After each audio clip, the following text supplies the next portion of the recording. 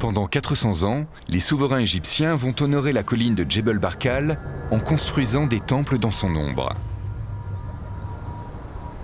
Beaucoup souhaitent capturer la magie divine de la montagne et n'hésitent pas à faire le long périple jusqu'en Nubie, afin d'être couronnés dans le berceau sacré d'Amon, le protecteur des pharaons.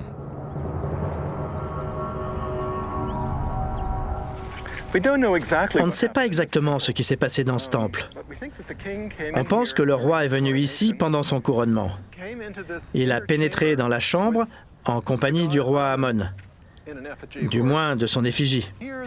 Ici, père et fils se sont unis au dieu Osiris, le premier roi mythique d'Égypte. Il est ensuite sorti du temple, il a gravi les marches et il s'est assis sur le trône. Il est ainsi devenu roi.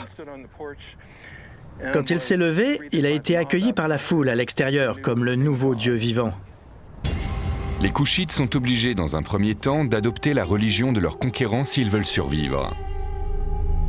Ils fréquentent les temples construits par les Égyptiens. Mais l'intensité de leur foi finit par surpasser celle de leurs envahisseurs.